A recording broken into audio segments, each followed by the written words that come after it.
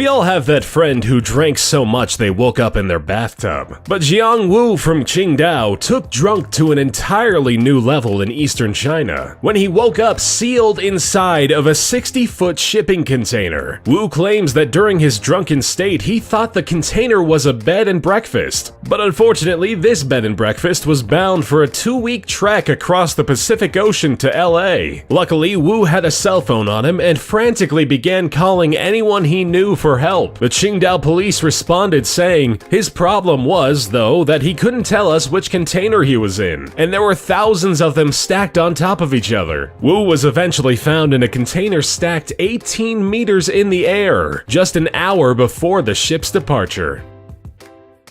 Nothing spells out drunken fun like taunting a 15,000-pound elephant. Well, drunk and disorderly, a Sri Lankan man got it into his head to do just that. Defenseless, he began antagonizing one of the largest known animals on Earth, just days after it had attacked and killed another man. Despite the screams of horrified bystanders, the man continued to harass the elephant, who quickly lost patience and reared back before trampling him underfoot. Covered in both mud and blood, the Sri Lankan was pulled away from the elephant severely injured, missing an ear, but somehow still alive.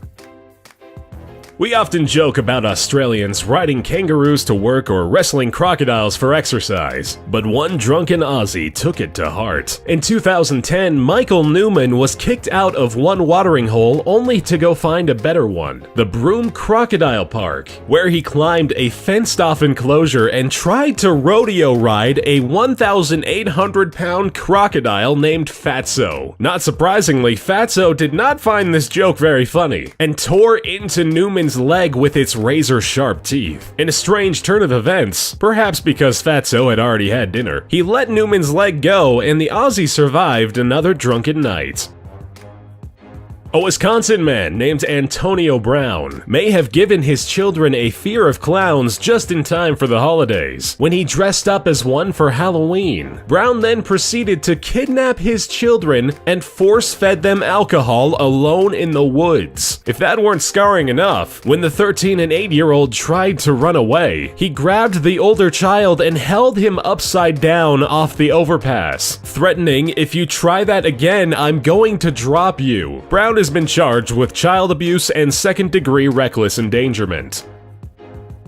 In 2013, a drunk Louisiana man rode his horse into a saloon called Cowboys. Despite the name, local patrons were not impressed with his Wild West skills, especially not once he lassoed an unsuspecting man and dragged him around the parking lot from on top of his horse. If that weren't enough, he re-entered the bar on his horse, caused a major disturbance, and then fled from the police while threatening them. This cowboy is being charged on multiple counts of disturbing the peace, second-degree battery, public intimidation, and retaliation.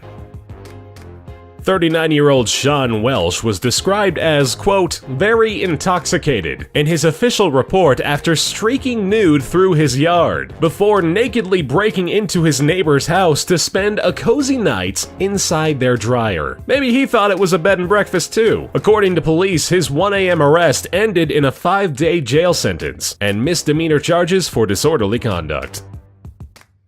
Usually, drunk driving arrests are taken seriously because of the people we carelessly put in harm's way. But in Gerald Rader's case, police were additionally concerned because of the pet zebra and macaw that he had buckled into the front seat, arrested with a blood alcohol level of 0.148, which is nearly double the 0.08 legal limit. Rader claims he was just getting out of the car to let another driver take over the wheel. So who was going to drive them home, the zebra or the macaw?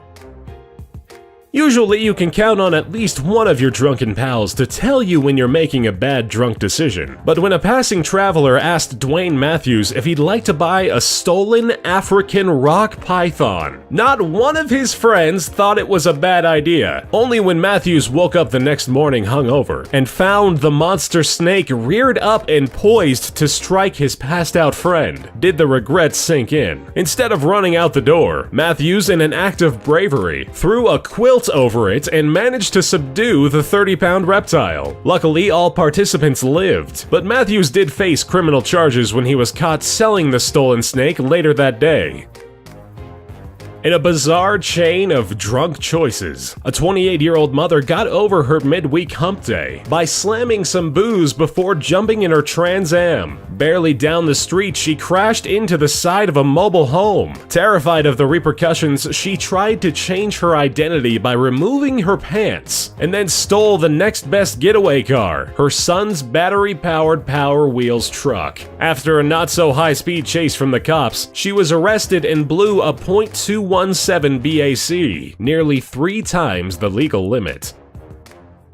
A Kentucky woman jailed for public intoxication was secondarily accused of assaulting a jailer. The story is that while changing into her inmate uniform, the drunken woman used the only weapon she had, her breast milk, and squirted the female deputy in the face. What was previously probably only a misdemeanor has turned into a felony charge of third-degree assault on a police officer. Her bond for assault with deadly breast milk was set at $10,000 US.